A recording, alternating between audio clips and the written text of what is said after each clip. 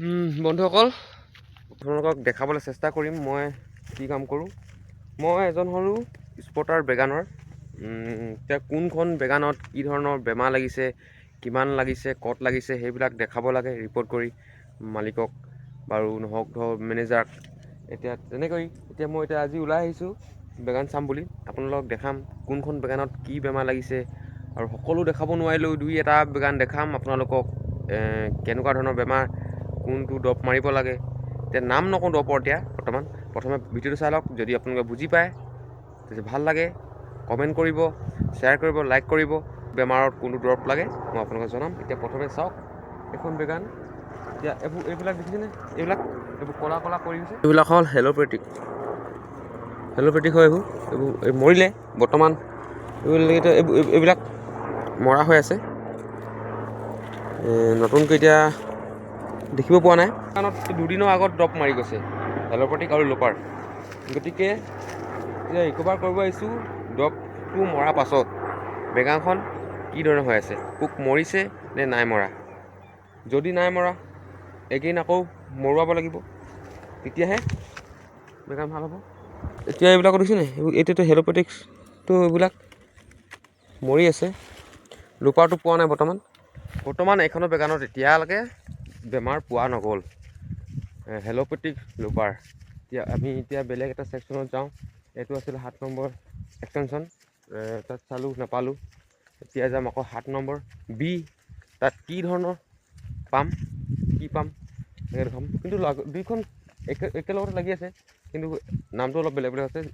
Section B যেনেকৈ এতিয়া এইডোখৰ হৈছে B7B, আৰু এতিয়া আমি যিটো আছিলোঁ এতিয়া 7 এক্সটেনশ্যন। এতিয়া 7B ডোখৰত এতিয়া কি বেমাৰ লাগিছে তাকে চাওঁ। আপোনালোকক আৰু এটা কথা কৈছোঁ, বেগানত যেতিয়া চাব লোপাৰবিলাক গছত ঘপককৈ দেখা পোৱা নাযায়, সৰু সৰু কণী থাকিব। গতিকে কি কৰিব লাগে, এনেকৈ এজোপা গছত ধৰি লওক এনেকৈ দুগুৰমান, আৰু তাত দেখিব পাব লোপাৰবিলাক ওলমি আহিব। এতিয়া দেখা পাইছোঁ, এইখিনিতো দেখা নাই। এই চক এইটো লোপাৰ দেখিছেনে?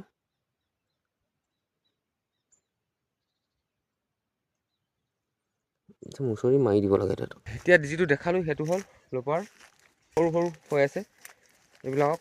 হ'লেও মানে জনি মাৰিব নোৱাৰি। এইটো দৰৱ মৰা মানুহকো দুখিব নোৱাৰি, দৰৱকো দুখিব নোৱাৰি, আৰু ইমানো কাঢ়া ড'জ দৰৱ দি মাৰিব নোৱাৰি বেগানত।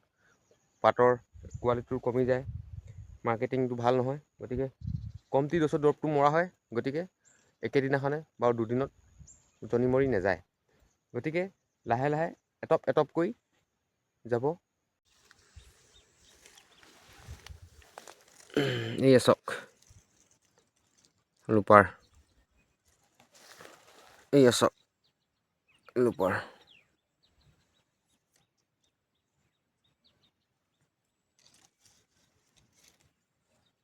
কেনেকৈ ওলমি থাকে, সৰু সৰু লোপাৰ ওলমি আছে গছৰ ডালত।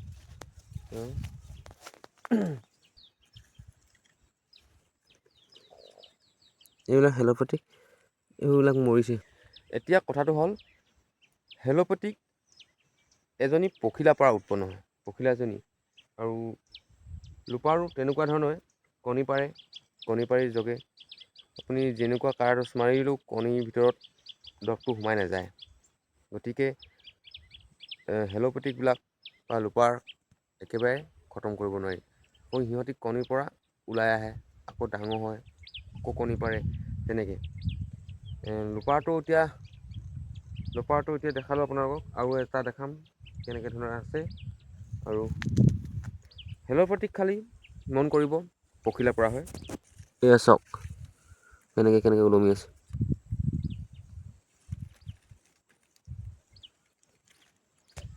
এয়াই আৰু আজিলৈ ইমানতে ৰাখিছোঁ।